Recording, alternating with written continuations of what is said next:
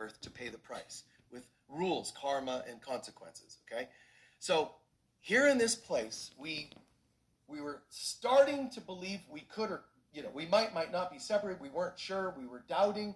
And then we judged ourselves. That's the tree of judgment. We know that in the Garden of Eden, the tree of judgment. We bit from that. And Adam and Eve, us, we fell to human bodies. All right, now, on that note, deep inside, before there's any other people in the story, your story of life, your lifetimes, or anybody in the Bible, before there's anybody else, there's something happening. When we think we separated from God, if God is love and all there is, God is just this magnificence, and we separated from God, let's just accept we might have judged ourselves a little for separating. Would that be at least remotely agreeable? You're going to kind of judge yourself. Hey, self, yeah? A minute ago we were in heaven. I know.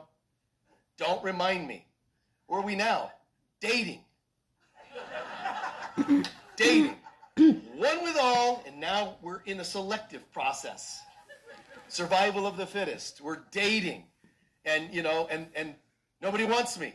Now I'm mad because, when I was younger, somebody might have wanted me. But no, I had to marry that person and spend 30 years with them, to where I aged, and now this fruit falling from the tree, man. Nobody wants me. You have all this stuff. Now, this is all going on deep in the mind. I don't know where these things come from, okay? We have all this going on in the mind, but understand, we judged ourselves for separating, okay? Here's what gets really weird. Deep inside, you goof. What were you thinking? Shh. No. I feel really bad about it as it is. What were you thinking? To separate from God. Shh. And so we try to just pretend we don't know it, but you do know it. You know that you seemingly separated, and you know that you're not feeling very happy with yourself. All right, now, this is the weird part. Because I feel guilty and ashamed, all thoughts, all things have karmic circumstances or karmic results. Agreed? Cause has an effect. Agreed? If I think I'm separated, I am probably going to be judged for that, which I know I'm judged for because I just did it. And if there's judgment against it, there needs to be consequences. Is that okay? Consequence. I mean, if I'm guilty, there's probably going to be some punishment. And here's what we do. I don't know who's going to be the one to bring the karmic results.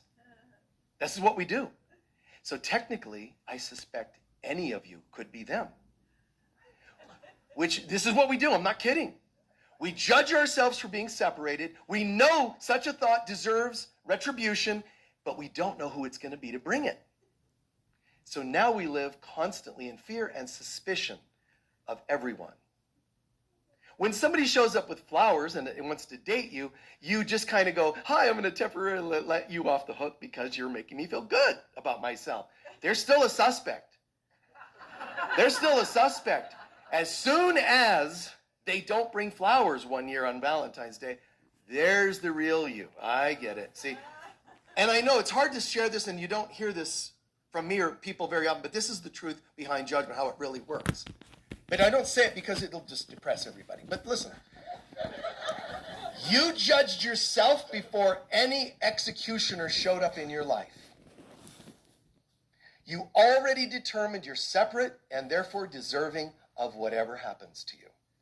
What you want to pretend you don't know is that you know this, and you're suspecting any one of these people could be the one. So we're living in constant fear, but also tension.